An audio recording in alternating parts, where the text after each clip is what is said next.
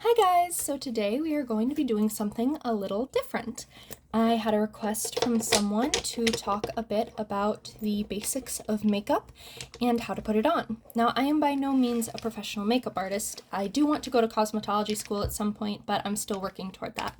So at the moment, I'm just someone who does it as a hobby and is quite passionate about it.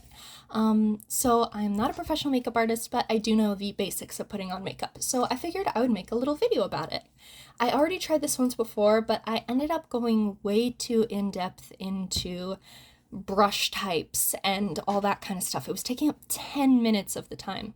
That and stuff happening with my cats, which I will edit into their own video at some point.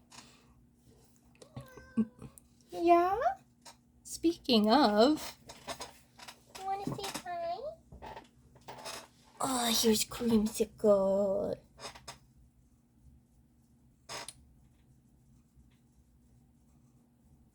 Creamsicle break. Alright.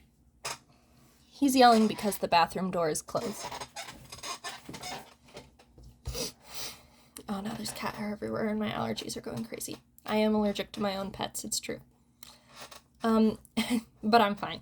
It's mild allergies. Anyway, I'm going to skip all the brush stuff. I'm going to get into a very, very basic sort of tutorial. The only thing I'll talk about with brushes is eyeshadow brush types. In my opinion, the only brushes that you really, really need, you can do eyeshadow with just your fingers. You can do really nice eyeshadow just with your fingers. You can do all of your makeup just with your fingers. You can apply your base with just your fingers. You can apply your eyeshadow with just your fingers. You could apply your lipstick with just your fingers if you wanted to.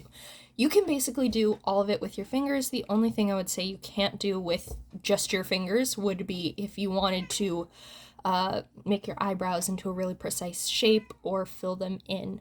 In that case, you would probably need a brush or a pencil or an eyebrow pen or like a pomade or a powder. But pretty much everything else, except for brows and mascara, you can just do with your fingers. But obviously, brushes keep your fingers from getting messy. And face brushes, pretty multi-universal. There is obviously different cuts will do different things for your face, and different types will bring different things to your face, but we are just doing the absolute very basics today. So, the only thing I'm going to mention about eyeshadow brushes, blending brushes. Blending brushes are how you get, obviously, a soft blend with your eyeshadow. Typically, these brushes will be rather fluffy. As you can see, there is a lot of give to this. It's quite fluffy. So this is what a typical eyeshadow blending brush will look like. Now, this is a little bit more of an expensive one, so I'm also going to grab one of my drugstore brushes and show you that.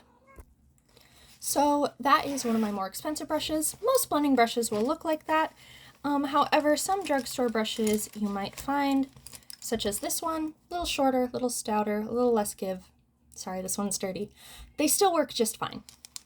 The only goal for blending brushes is to blend your eyeshadow around. So as long as they're somewhat fluffy, you're good. And so I'm going to be doing a basic little tutorial, basic eye, some basic base stuff, and then we'll get right into it. So the first thing that I'm going to start with is my eyeshadow. A lot of people like to start with their eyebrows, but I personally don't really do anything to my eyebrows, so I'm going to start with my eyeshadow. The reason that I'm starting with my eyeshadow is because I am going to probably have some fallout either from the regular matte shades or the shimmers, and fallout is when it gets on your cheek around your face. It's a lot easier to clean if you do your eyes first and you don't have to worry about it getting all over your foundation that you've put on. So going to do my eyes first. For my eyes, I'm going to start with an eyeshadow primer. This is a basic drugstore primer. It is from Makeup Revolution. Eye primer helps to prevent oil from coming through your eyelids. The oil will ruin your eyeshadow over time. That's how eyeshadow fades away, smudges off. So a good eye primer will prevent oil from coming through. It also helps to intensify a little bit the color. Not necessarily too much. There are eyeshadow bases specifically made for intensifying pigmentation and color. This one is the Prime and Lock. It is mostly just to extend the amount of time that your eyeshadow lasts on your eye. So I'm going to take a little bit of this eye primer. I don't need a lot of it. I'm just going to grab an eyeshadow palette here. I'm just going to put a little bit of primer on both my eyelids, about one swipe. And then some people prefer to put their eye primer on with a brush. You could take a brush like this or just a regular eyeshadow brush. This is technically a concealer brush, but it could be used for eyeshadow, and tap it in. I personally like to do it with my ring finger. The ring finger adds the least pressure, like it's the least pressurized of your fingers, and so you can just tap it in. This will help it melt into the skin better, which is also if you decide to do your foundation and concealer with your finger. It helps it melt into your skin really well. My cat is yelling again and it's going to irritate my dad. I'll be right back. The cats hate when doors are closed, so they just yell, but the door has to be closed because my dad is asleep. So, I've put on my eye primer. I have tapped it into my eyelids. It is going to extend the amount of time that my eyeshadow lasts on my eyelid, and it's going to help the eyeshadow grip a little bit better. It's going to help prevent patchiness in case any spots of my skin just don't really agree with eyeshadow. So finding a good eye primer totally works for you. There's a lot of really good drugstore options that can range from as cheap as $3 to, I believe the one I just used is $9, which is a little more pricey. But there are obviously a lot of good drugstore options. I'm not going to name too many specific brands because every country has different brands available to them, and even every town has different brands available to them. Obviously there's ordering online, but in other countries there's customs to deal with and everything. So today for my eyeshadow, I'm going to use a drugstore palette as well, this one right here, and I'm just going to do a basic neutral eye look just to best demonstrate how eyeshadow works. So what I'm going to do is I'm going to take this color up here, Cookie Dough, and then I'm going to deepen it using this color here, Cereal, and then I'm going to add this more sort of fun shimmer onto my eyelid. I'm going to be using one blending brush to do all this, mainly because I just washed a bunch of my brushes and they are still drying. When it comes to brushes, powder brushes you can wash less often. Anything that you use a liquid or cream product on, you want to wash regularly though. You want to wash all your eyeshadow brushes regularly. When it comes to brushes, basically just I tend to wash after every use if I put on foundation and everything.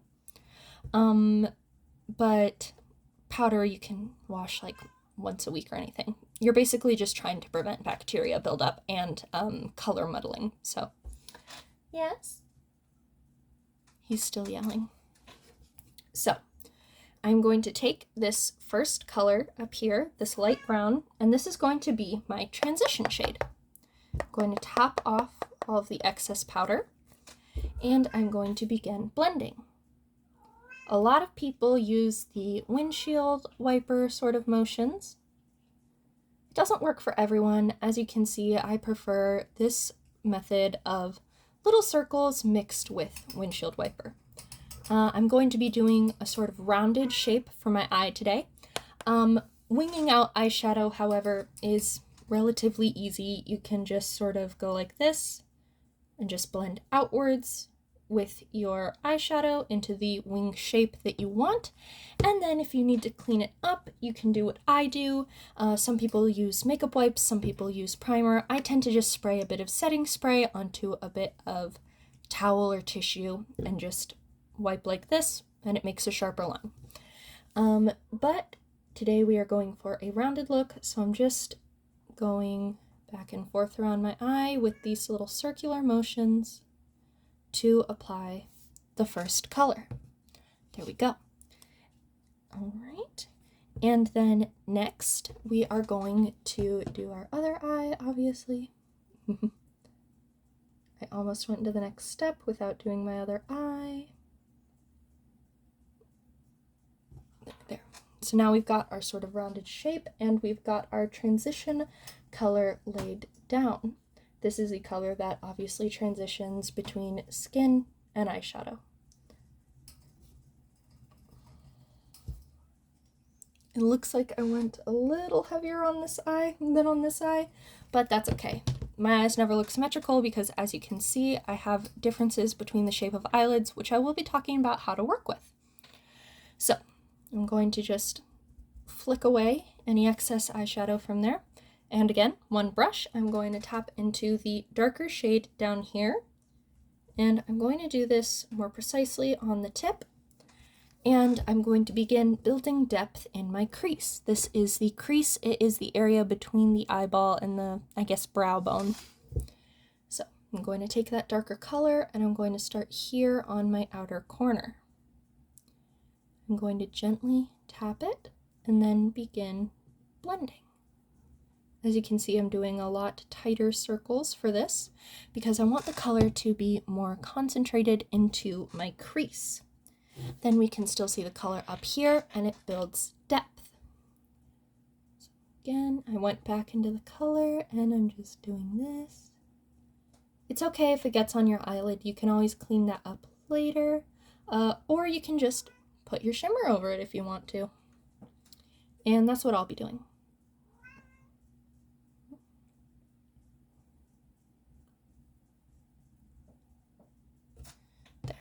So we've built a little more depth into our crease, and if we need to, we can go back in with our original color, add a little bit more onto the outside to soften the edges a little bit. So we are going back in over here. Now over here, as you can see, I have more of a fold to my eyelid.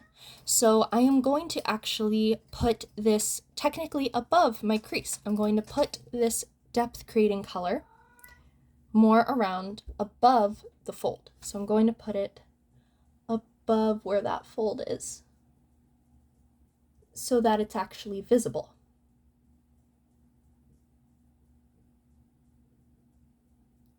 And you can totally do this if you need to. If you have a great fold or a hooded eyelid entirely, you can just create a new crease basically if you need to. So here I've put it more toward my brow bone because it is more visible on this eye that way.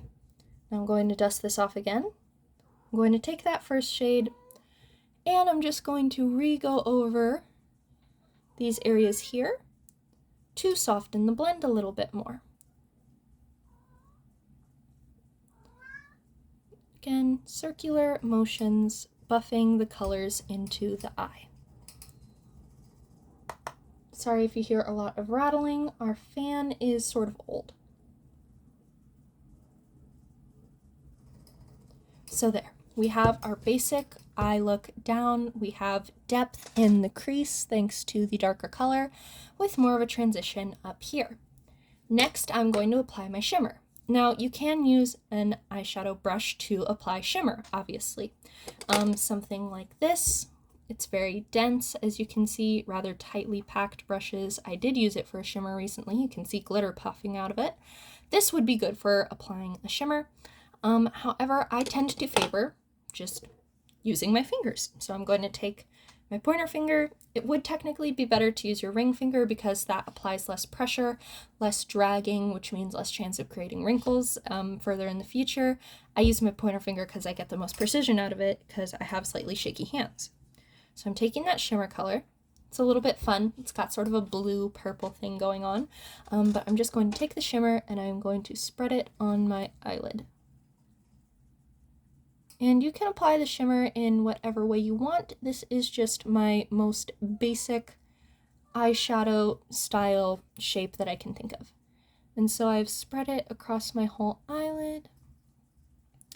And then if you want, you can take a little bit of your deeper color, place it right here.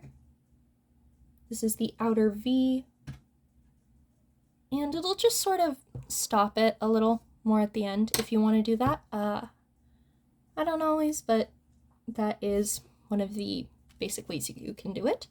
Just going to go in a little bit more with this finger, spread it here. Some of this shimmer is going to disappear into my fold. That's okay. Still looks good. Now, that is a very, very basic eye look. I'm going to spice it up a little with just 2 more steps, but this is not something you need to do. However, let me see. I just washed my smudge brush. Okay, give me 1 second. So there are specific brushes made for smudging here underneath the lash line. This is the lower lash line. I just washed that. So I'm actually going to use my fluffy pencil brush here. Pencil brush, this has a little more precision to it, and I'm just going to take a little bit of this first color, this lighter brown, and I'm going to take it on the edge of this fluffy pencil brush because I don't want it to be too thick of a line that I'm applying here underneath my eye. You can definitely go for that. I just personally prefer to do a less thick line. Actually, we're not doing that yet because I just remembered I usually don't do base makeup. I usually go out with just eye makeup. I'm going to be doing base makeup to show you guys base makeup. So, the subject of base makeup. A lot of people will tell you that you need to use a primer before you do your base. That's not necessarily true. Primers help target specific skin concerns. So if you have skin that tends to get really oily throughout the day, you can put a mattifying primer wherever you tend to get oily, like on your nose, on your cheeks, and the mattifying primer will help prevent the oil from coming through as much, and it'll make your makeup last longer. That's what most primers aim to do. They aim to make your makeup last longer. So, that is that. You might have seen my dad peeking in for a second. There are also hydrating primers, which obviously aim to hydrate the face, and poreless primers, which aim to minimize the look of your pores. But again, these are to target specific skin concerns. Really, the thing that most affects the way your base lays on your face is skin prep. And primer can be a part of skin prep, but I am not going to be using a primer today. Today, I have just washed my face. I did a basic wash, toner, moisturizer. That's it, and I've let it soak into my face for a while, given it time to do its work. As I said, I tend to have dry skin, so I have moisturized and then focused extra moisturizer in places where I tend to be more dry. This will prevent my makeup from looking cakey. If your skin is too dry, your makeup can look cakey. So, there are different types of foundations that you can use. That'll range from more thick and full coverage to more sheer and let your skin come through more. I'm going to be demonstrating today with a medium to full coverage foundation, and this is a liquid foundation. This is a hydrating foundation, and let's see here. It doesn't say if it's specifically meant to be dewy or not, but hydrating foundations tend to have a more dewy, glowy sort of look to them. So I'm going to be using a hydrating foundation and concealer today. The first thing I'm going to do is I'm going to put on my concealer. As you can see, I do have, well, can you see it? So here's another thing we're going to talk about. Lighting. I have 2 very bright lamps shining on me right now because otherwise you wouldn't be able to see me very well. However, that's also going to make my skin texture and sort of color look a lot better than it actually looks in real life. You can see some blemishes and redness on my face right now because I have blemishes and redness, as you can see. But there is more of that going on in real life, and there are more pores in real life. So if you ever feel discouraged because, oh, my makeup doesn't look as good as it does in the video, my makeup doesn't look as good as it does in the video either.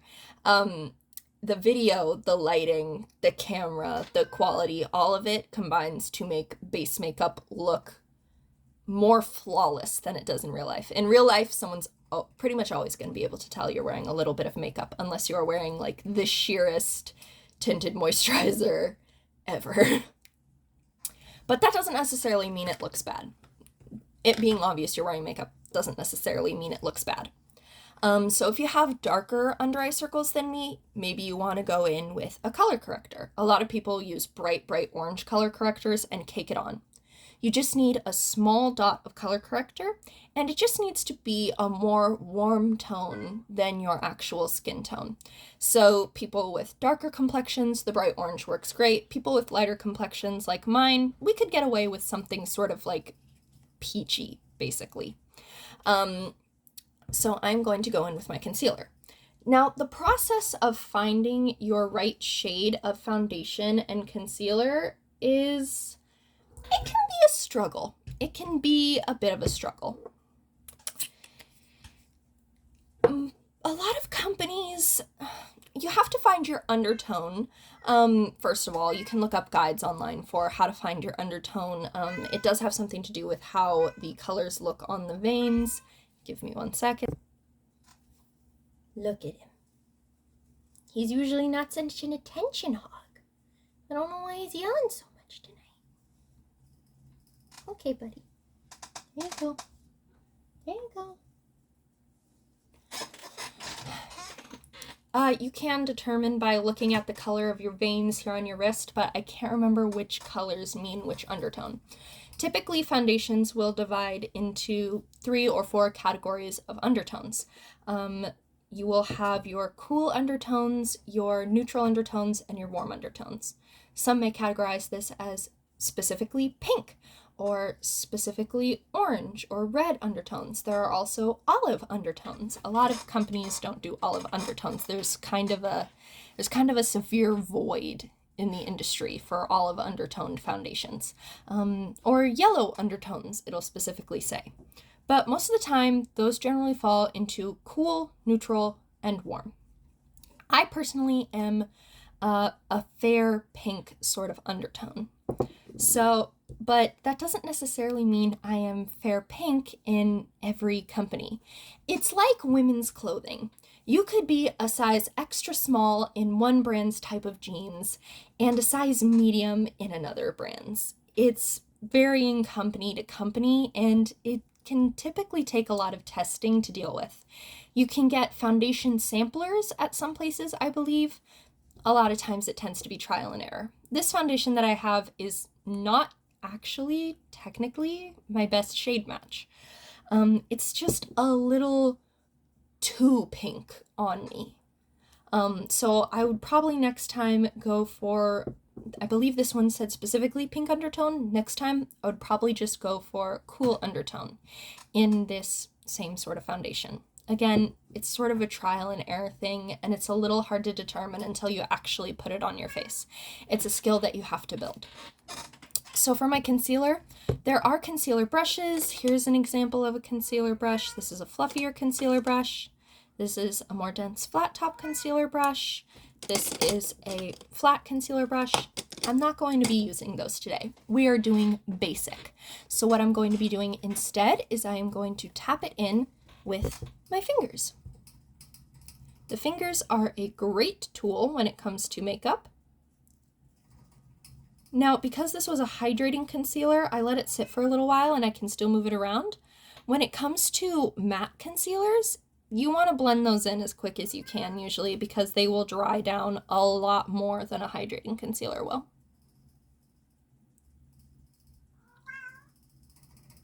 I also have natural creases on my under eyes, right? The concealer is going to crease up inside of those no matter what, because they're already there. When makeup says that it's crease proof, it doesn't mean it's going to cover the creases that you already have. It just means that it's probably not going to create too many new creases, because sometimes base makeup can settle into fine lines or it can crack on its own, and it'll give the appearance of more creases in your face than you actually have. But like, I have creases on my under eyes, I have a forehead crease right here, no makeup's gonna cover that up. That's just natural skin texture and everyone has it. Don't let makeup companies try to convince you otherwise. So there, I have tapped on the concealer. And now I'm going to go in with that little bit of eyeshadow that I mentioned earlier.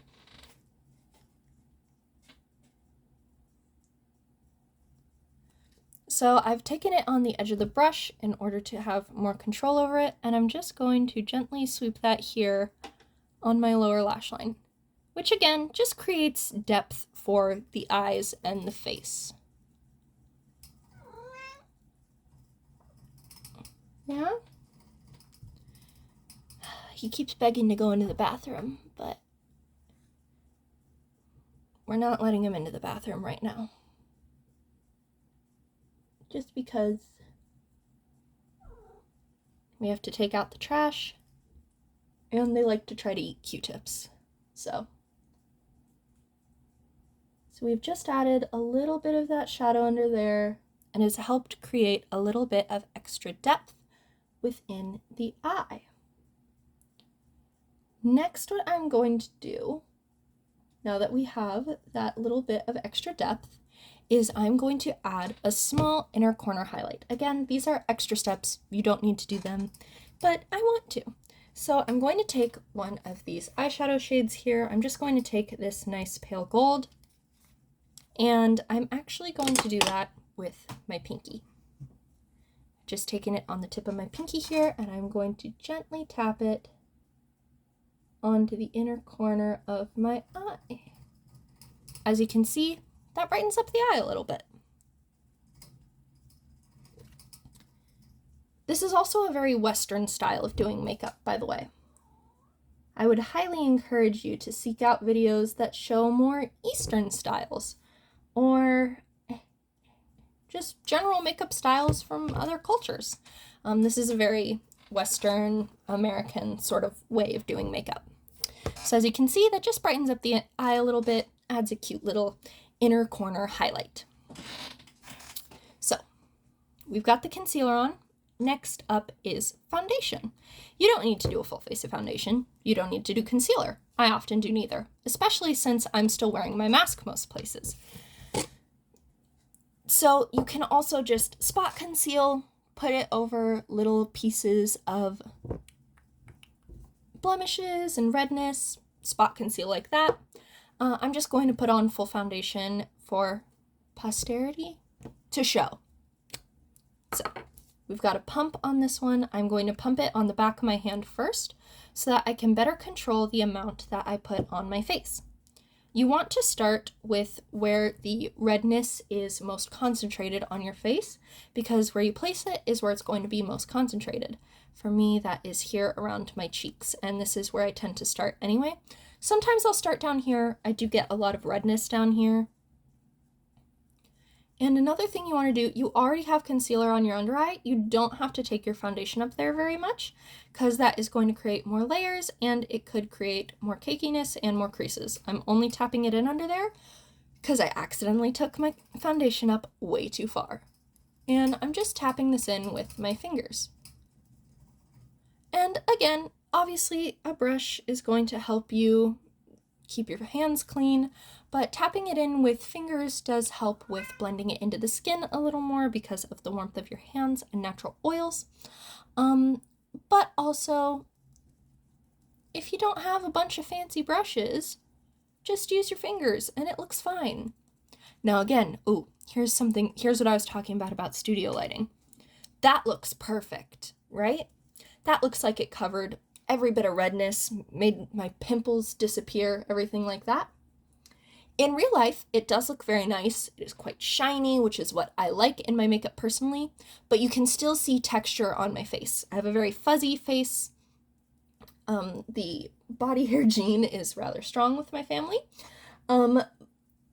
So there is obviously texture from that visible on my face. You can still see my pores a bit. You can still see bumps from where raised pimples are. Nothing is going to really hide that. Brands will promise you that it will, and that it'll look like a IRL filter. There's literally a Makeup Revolution foundation out right now, and I love Makeup Revolution. This foundation is from Makeup Revolution, but they called it IRL filter. Nothing's going to make you look like a filter IRL, because the filters are filters. They are basically unachievable. So stuff's going to try to sell you on the idea of a filter IRL. Don't trust it. Oh, hello. So I'm just tapping it in to my face here.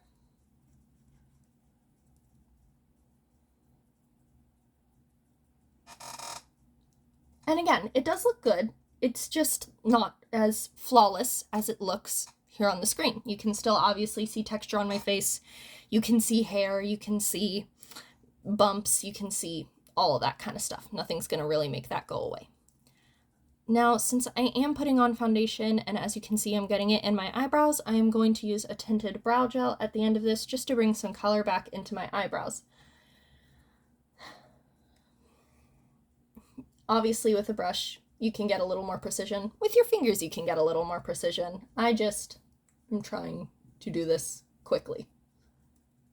Because let's say I have to go to work or something and they're expecting me to wear foundation. Don't want to spend too long in the morning doing your makeup, you know?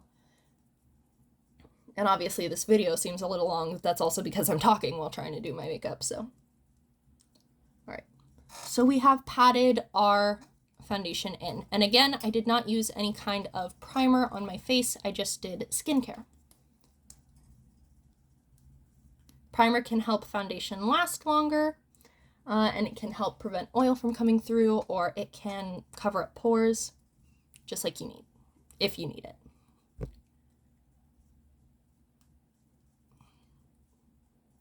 So there we go. And I still have quite a bit left on my hand. I'm just going to take a bit of paper towel and I'm going to wipe that away real quick so I don't get it all over myself. This is a brand new top. So we have got all that covered, and to move on to face powder. I don't powder my face very much. As I said, my skin tends to get dry, so I tend to avoid powdering my face very much. Sorry, my voice is starting to go a little bit. However, a little bit of face powder, if you use it right, totally works well. I could powder my entire face with a very, very light, thin amount of powder in order to set the foundation in place. And that can be very good, especially if you want to wear it for a long while. I am not going to do that. I'm just going to take a little bit of powder today, and I'm going to take it on this brush. This is technically a brush for highlighter, but I'm going to take this brush, I'm going to take a little bit of my face powder, and I'm going to tap it off so I don't have too much, just a light little dusting there. And I'm going to put it here on my under eyes to help prevent creasing. I'm going to tap and sort of sweep it in place there. Nice light little layer. Going to go in again. Nice light little layer underneath the other eye.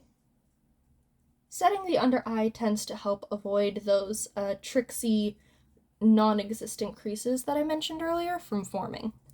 I'm going to do that again, and I'm going to put a little bit around where I get most sweaty, which is here above my upper lip, right below my lower lip, and on my nose.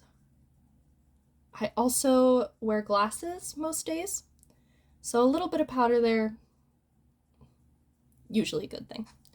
Those are the places I get most sweaty on my face, so I have powdered as needed. Powdering the whole face can be very useful if you are wearing makeup for a long day at work, or it can help make powder products like powder blushes easier to work with, because with a wet base, obviously the powder is going to grip in place more. I personally haven't had too many issues with that, but if it makes it easier for you, just put a little layer of powder on your cheek before you go in with your blush. I'm not going to do that right now. But that's just personal style, I guess. So for blush, I'm just going to grab a blush palette real quick. And I'm just going to go in with a neutral sort of blush shade. Obviously, pick the blush shade that is best for your skin tone. I'm personally going to go in with this sort of neutral sort of blush shade here. Maybe mix it a little bit with the pink.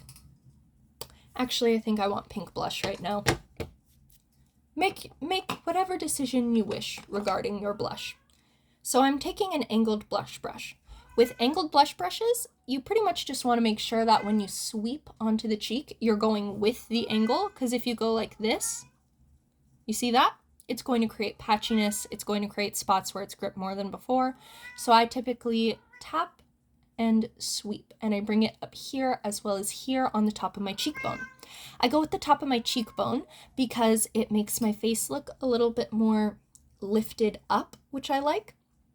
If you put it on the apple of your cheek, it's going to make your face look rounder, which is also a very cute look. I just tend to put it around here mostly. So I'm actually going to go in with this nice bright pink blush up here. This is a matte blush and it is a powder. And I'm going to stamp, stamp, stamp, and then sweep in order to blend. I like my blush to be quite intense. Again, that is a personal thing. I kind of go clownish on it. My mom used to call me a porcelain doll when I was little, so I do think that's part of it. As you can see, again, I'm tapping. Tapping can also be a great form of blending. Little taps can blend very, very well. I'm just combining techniques here, tapping and sweeping to get that blush on. Now, I am only going to be showing blush today. A lot of people do like to do bronzer, highlighter, and contour as well. Since we're doing the very basics of makeup, I'm only going to be doing blush. Bronzer, though, would go around here, contour in the hollow of your cheeks, and highlighter up here around the top of the cheekbone. Where you place it depends on your own bone structure. So for highlighter, you would place it wherever the light catches on your face most. And for contour, you would place it, obviously, try to get it in line with the hollow of your cheek. It depends on your face shape, so you might have to experiment a little bit with them to find what is best for your face shape. So I'm going to go again over here with the same thing. Tapping the blush on.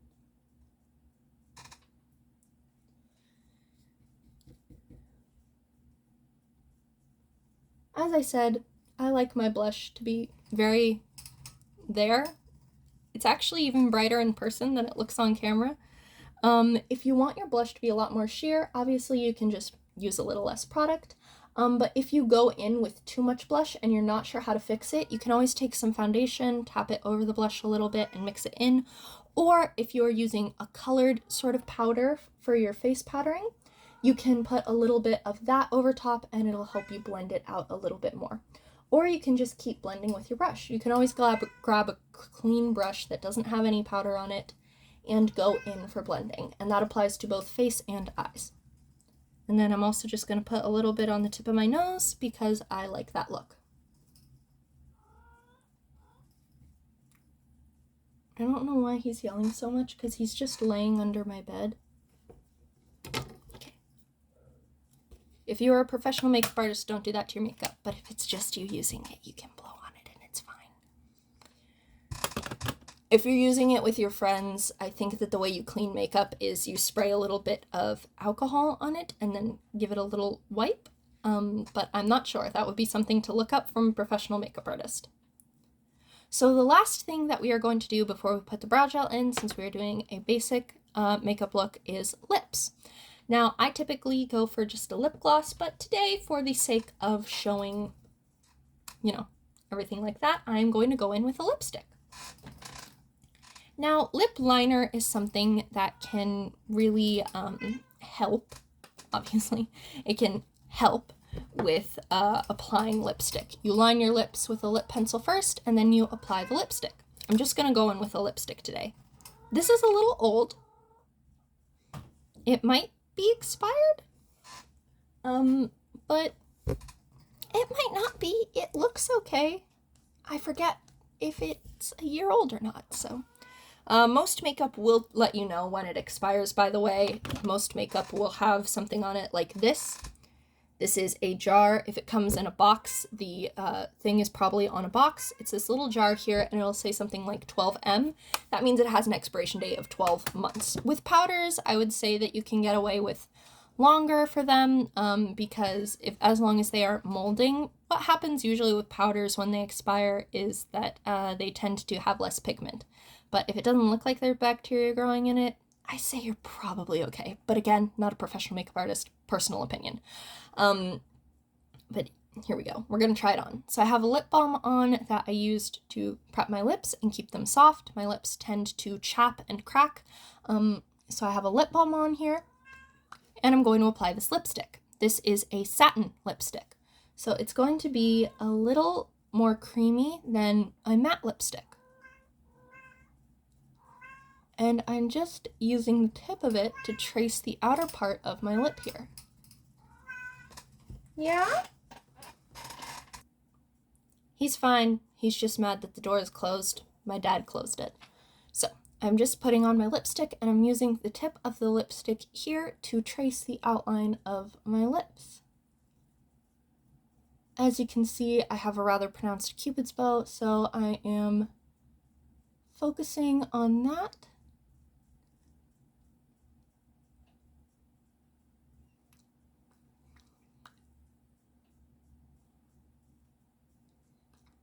Now, I have chosen to use a nude shade today.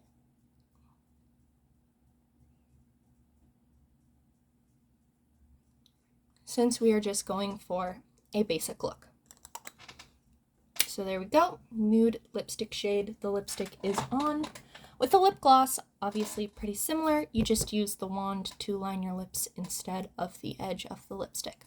So here we go. We've got a nice basic makeup look on.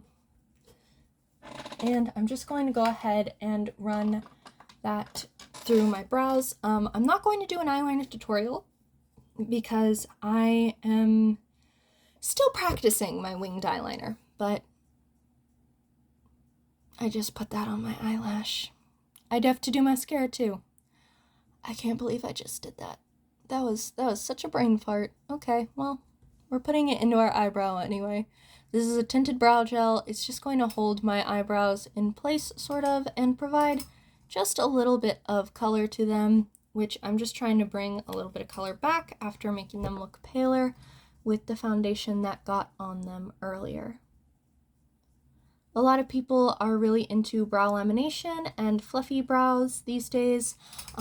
Like I said, I don't really do much with my eyebrows, so I'm just putting this gel on them in order to bring back some color and then pushing them back into basically their natural shape. I quite like my eyebrows, so I don't do much to them. They look very thick now. But you know what? Sometimes that's the look. Sometimes that's the look we want. And final step, mascara and eyeliner. Do I want to do eyeliner? Like waterline eyeliner? I'll do a little bit. I'm just going to take a basic black eyeliner because it's going to show up well. This is a kohl eyeliner.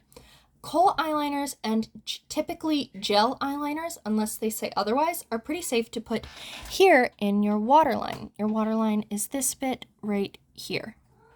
Those are usually safe to put in your waterline. Never put liquid eyeliner, as in like, you know, a pen like this. Never put liquid eyeliner in your waterline. That is not very eye safe. So I'm just going to take this and I'm just going to very slightly pull down the skin with my pinky and just run the eyeliner pencil in my waterline. A lot of people like to tightline as well, which is putting it on the upper waterline. My eye twitches too much for me to do that, so I'm not going to do that. But if you think of a way to do that without your eye twitching too much, it does look very nice. But for right now, I am just doing this. A little bit of eyeliner tends to get on your upper waterline anyway when you put it down here. So we have just lined my eyes with black eyeliner. This defines the eyes more. You can also use white eyeliner or lighter, a nude eyeliner to make your eyes look whiter and brighter. So last step, mascara. I'm just going to go ahead and grab this mascara. Mascara has a lot of different properties to it. There are lengthening mascaras, volumizing mascaras, mascaras meant to make your lashes look more blown out. Mascara is meant to make them look thicker, like anything like that. That's what volumizing usually is. It all depends on what you want out of your eyelashes, really. So I'm going in with a black eyeliner, and I'm going to show the technique I use. So with my eyeliner, with my mascara, I'm putting it here at the root of my eyelashes, and I am wiggling it a little as I bring it up. This helps it coat the eyelashes a little bit more. And there we go. And then bottom lashes. Not putting as much of the wiggle into because got a little mascara right there. That's good actually, because then I get to show you how to handle that. I do have it on my fingers now. It clumped a little on my lashes. That happens sometimes. You can just use your fingers to get rid of that, or you can use a spoolie, like on the end of this eyebrow defining brush. I have that because I buy my brushes in sets, usually, even though I don't do anything to my eyebrows, as I said. Now, when you put your wand back into your mascara in order to get more, do not pump it in and out, because that pushes air into your mascara and it's going to dry it out faster. Instead, what you want to do, if you're trying to gather up more mascara, you do this. You circle it around in there. And again, here on this eye, we are going to just put it at the roots and wiggle as we roll it up. And you can also roll like this. That's also going to help you get the most out of the amount of mascara that you have on your brush. And you can layer your mascara depending on how you want it, how like big you want your eyelashes to look. I won't be doing a false lash tutorial either. I don't really wear false eyelashes, partly because I find them uncomfortable, and partly because one of my eyes, the eyelashes, just like the way that my natural lashes are, won't allow the false eyelashes to stick on. So it's actually nearly impossible to wear them on one of my eyes, but I forget which one it is. So there is our mascara. Now, I've got some spots of mascara on my face. No one wants that, right? I'm going to take this spoolie here. The mascara has dried away. It has all dried up, and I'm just going to gently scrape that mascara away. It is scratchy, it does hurt a little bit, but this is one of the best ways to get some dried mascara off your face without disturbing the rest of your makeup or smudging the mascara. Just be very gentle with it as you do it, because this is your skin we're talking about. And there we go. A little bit of scraping and the mascara is gone. And there we go. That is a full face of makeup, and that is the makeup basics. We have our eyeshadow that we showed the basics of how to put on. We have our base products. We have our blush. We talked about blush placement, all of that. I might do a video about I dropped the mascara on this brush. When it comes to cleaning your brushes, I would recommend getting a little brush pad, they're called. It's basically just a bunch of little bumps on a silicone mat, and you use whatever brush soap you have, and then you swirl it on the silicone mat, and it helps clean your brushes. And then behind me here, I have a brush towel. This is just what I choose to use to dry my brushes on. When it comes to drying your brushes, just make sure that your brushes are propped up in some way and they are not upside down. You don't want your brushes to be upside down before they're dry, because then the water is going to get all in here and it will loosen the glue and it'll create mold in the things that you are putting on your face. That's not good. Just make sure that you have your brushes upside down or angled in some way so that water does not get all up into here while it is drying. And then you're good to go.